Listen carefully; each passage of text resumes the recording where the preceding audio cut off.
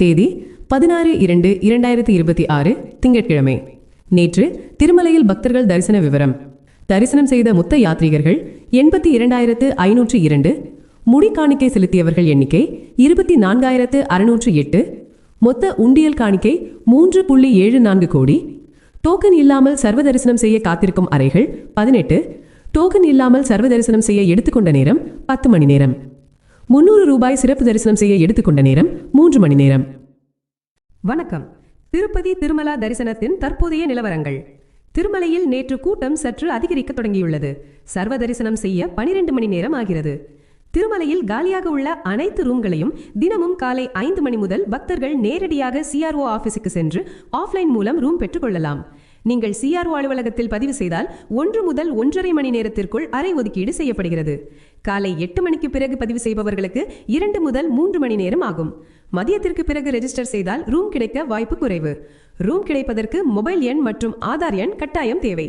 குறைந்தது 2 நபர்கள் இருந்தால் மட்டும்தான் ரூம் தருவார்கள். ரூம் அலாட்மெண்ட் விவரங்கள் உங்க மொபைல் நம்பருக்கு மெசேஜ் வரும். அந்த மெசேஜ்ல காட்டேஜ் விவரம், SMC or GNC, room number மற்றும் லொகேஷன் லிங்க் இருக்கும். அந்த லொகேஷனுக்கு போய் பணம் செலுத்தி ஆதார் மற்றும் போட்டோ எடுத்து சாவி வாங்கிக்கலாம். ரூம் கிடைக்காதவர்கள் பப்ளிக் அம்யூனிட்டி சென்டர் PACயில் இலவச லாக்கர் மற்றும் தங்கும் கூடங்களில் ஓய்வெடுக்க ஏற்பாடு செய்யப்பட்டுள்ளது.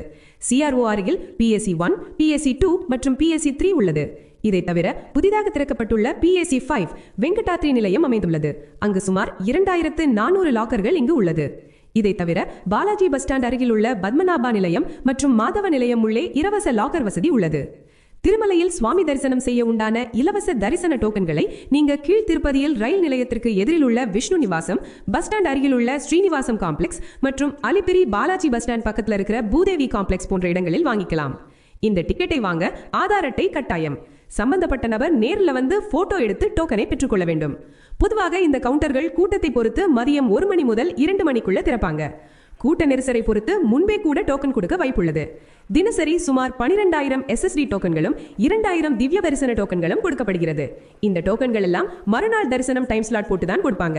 அதனால நீங்க டோக்கன் வாங்கி அடுத்த நாள் தான் சுவாமி தரிசனம் பார்க்க முடியும். நடந்து வரும் பக்தர்களுக்கான திவ்ய தரிசன டோக்கன்கள் அலிபிரி பக்கத்துல இருக்கிற பூதேவி காம்ப்ளெக்ஸ்ல தனி கவுண்டர்ல கொடுக்கறாங்க. திவ்ய தரிசனம் டோக்கன்கள் வாங்கியவர்கள் இரவு திருப்பதியிலேயே தங்கி மறுநாள் காலை 6 மணிக்கு மேல் தான் ஸ்ரீவாரிமெட்டு நடைபாதை வழியாக போக முடியும்.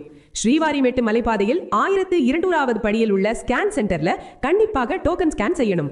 அப்போதுதான் தரிசனம் செய்ய அனுமதிக்கப்படுவார்கள்.